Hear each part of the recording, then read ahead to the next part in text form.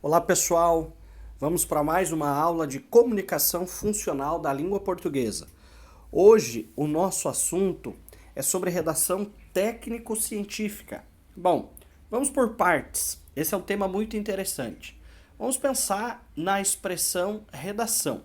A gente associa muito a redação àquela prova de vestibular, àquele texto que tem um caráter muitas vezes eliminatório e até mesmo com caráter de julgamento. Bom, redação está associada ao ato de redigir, ao ato de escrever.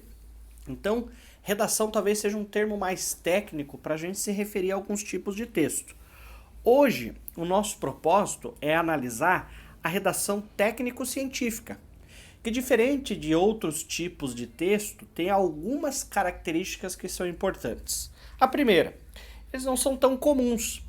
Um texto técnico e científico a gente não encontra em qualquer lugar. A gente conversou em outros momentos sobre alguns tipos de texto, como conto, a crônica, uma receita culinária, uma bula, enfim. São variados os tipos de texto que têm características.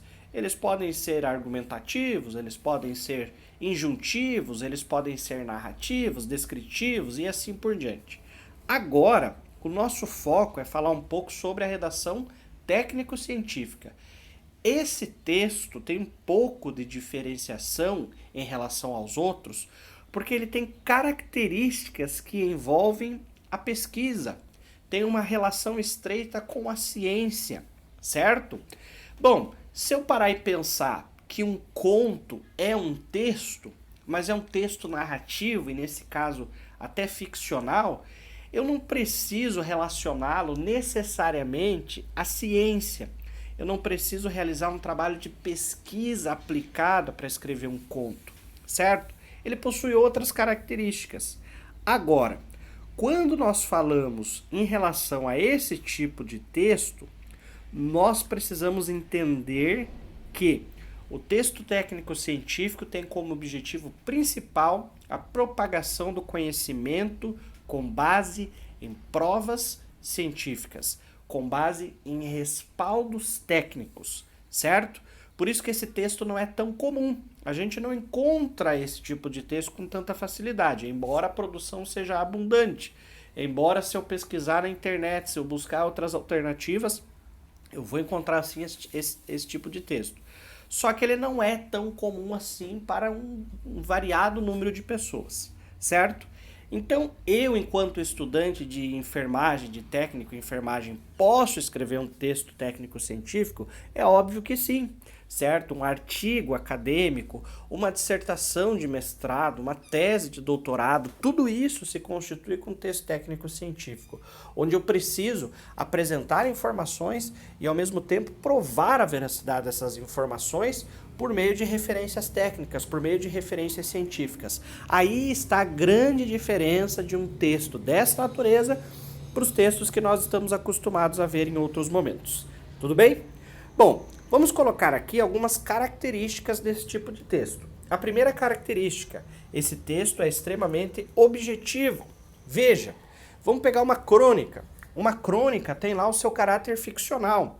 A crônica não tem muito compromisso com a objetividade.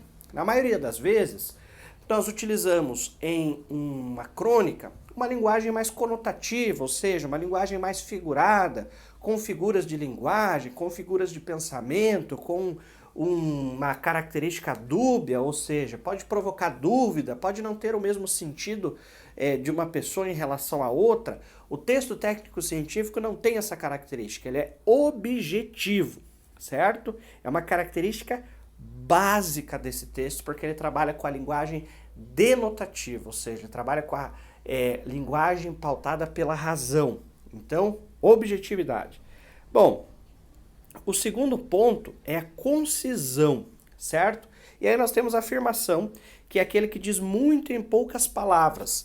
E aí você pode se perguntar, bom, nem todo texto técnico-científico é conciso, eles podem ser mais longos, mas o objetivo dessa concisão também está associado ao próximo conceito que a gente vai ver, que é o conceito da clareza, certo? É o conceito da objetividade também.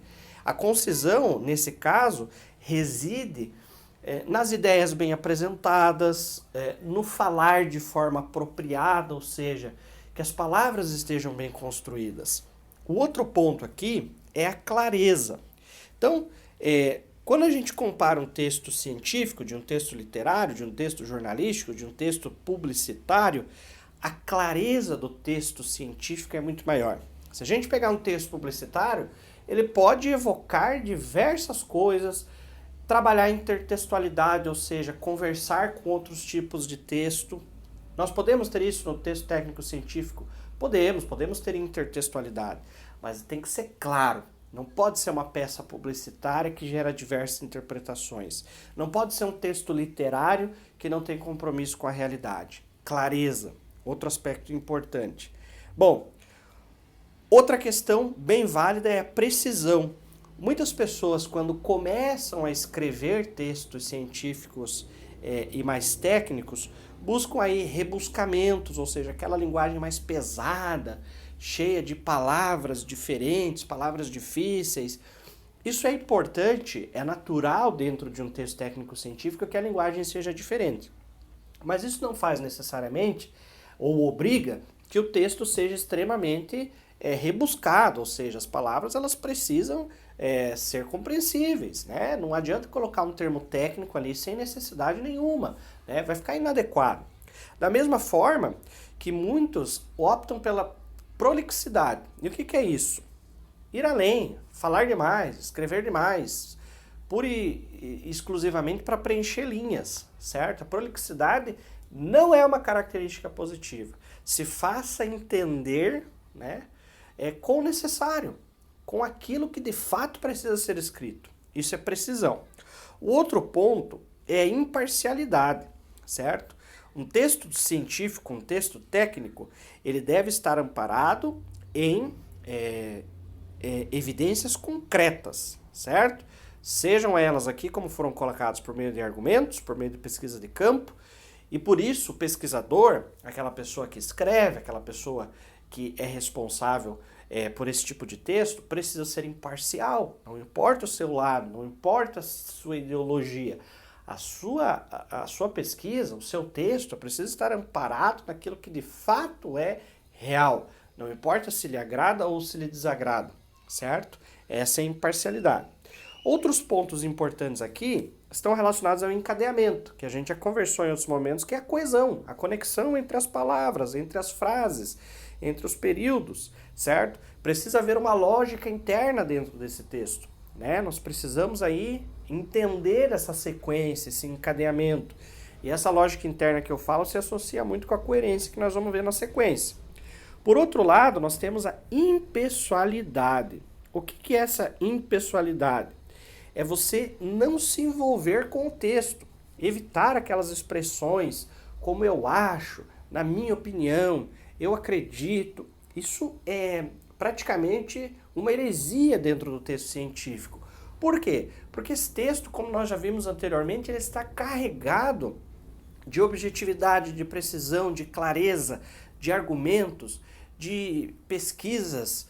E então, quando a gente emite juízos de valor, certo? Quando a gente se posiciona dentro do texto com esse tipo de expressão, nós fazemos aí a qualidade desse texto cair de forma drástica. Então, seja sempre impessoal.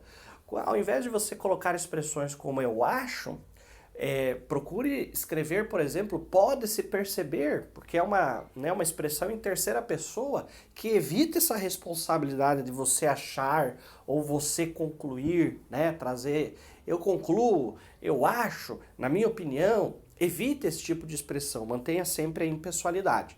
Por fim, nós temos aí a coerência, certo? A coerência, como já falei anteriormente, quando eu citei aqui o encadeamento, é uma lógica interna, certo? Nós precisamos construir um texto não só técnico-científico, mas principalmente nesse caso que nós estamos vendo agora, que é o científico, ele precisa ser coerente, ele precisa ter uma lógica interna. Ele não pode ser um emaranhado de palavras ou até palavras muito bem construídas, mas que não fazem sentido nenhum, certo? Então nós precisamos pensar nesse aspecto aí quando a gente fala da coerência dentro do texto técnico-científico. E aí a gente apropria um pouquinho para falar sobre o prontuário. Prontuário também é um tipo de texto muito importante para a área de técnico em enfermagem. E eu gostaria até de citar aqui, né, que o prontuário, né, o registro no prontuário, é um documento constituído de um conjunto de informações, sinais e imagens registradas, geradas a partir de fatos, acontecimentos e situações sobre a saúde do paciente e a assistência a ele prestado, de caráter legal, sigiloso e científico, que possibilita a comunicação entre membros da equipe multiprofissional e a continuidade da assistência prestada ao indivíduo. Ou seja, o prontuário tem muito de ciência, de caráter técnico na sua construção. Então, todos esses valores que eu destaquei aqui para vocês anteriormente, coerência, impessoalidade, o encadeamento, a imparcialidade, a precisão, a clareza, concisão e objetividade, eles devem estar marcados aqui no prontuário. Não posso me envolver, né? Não posso ser pessoal quando eu construo um prontuário. Eu não posso deixar de ser objetivo, afinal esse texto é fundamental para a continuidade do atendimento. Tudo isso está envolvido com a questão da construção do prontuário.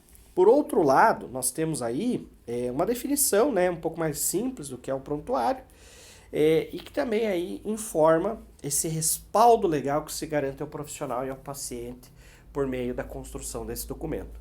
Então, gente, relacionem aí todas essas características de um texto científico com esses aspectos na construção do prontuário. Eu tenho certeza que esse registro vai ser feito de maneira correta, organizada e que vai garantir a boa continuidade do atendimento ao paciente e também da sua boa postura enquanto profissional da área de enfermagem que sabe utilizar bem a língua portuguesa. Certo? Bom, pessoal, essa foi a nossa aula. Espero ter ajudado. Continuamos à disposição e a gente se fala em um outro momento.